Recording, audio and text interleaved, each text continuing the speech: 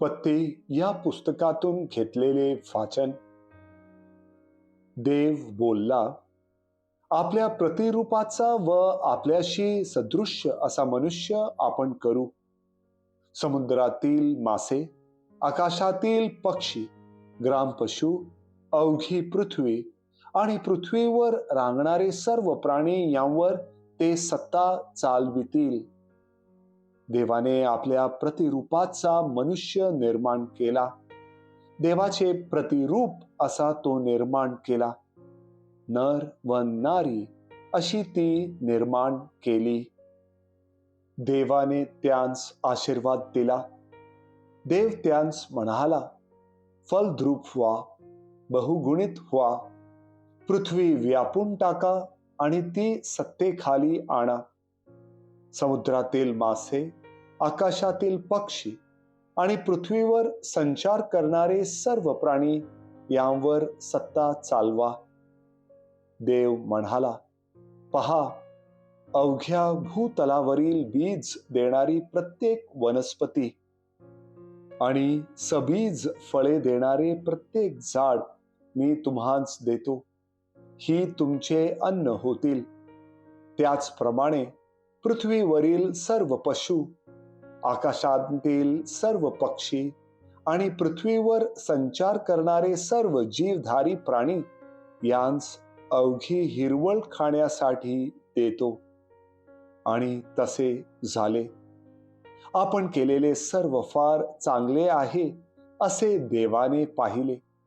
संध्याकाळ झाली आणि सकाळ झाली. हा 6वा दिवस.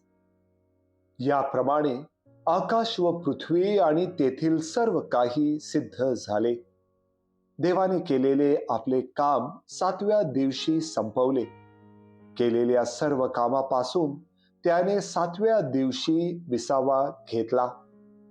देवाने 7वा दिवस आशीर्वाद देऊन पवित्र केला, कारण सृष्टी निर्माण करण्याचे काम संपवून त्याने त्या दिवशी विसावा घेतला.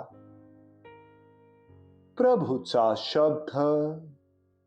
देवाला धन्यवाद.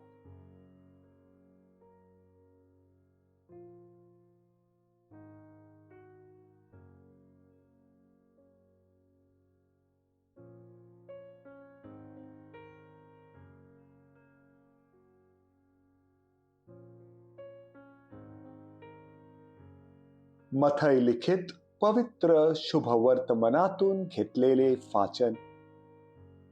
स्वतःच्या गावी आल्यावर त्याने त्यांच्या सभास्थानात त्यांना अशी शिकवण दिली की ते आश्चर्यचकित होऊन म्हणाले, हे ज्ञान आणि अद्भुत कृत्ये करण्याचे हे सामर्थ्य ह्याला कोठून? हा सुताराचा मुलगा ना? ह्याच्या आईला मरिया म्हणतात ना?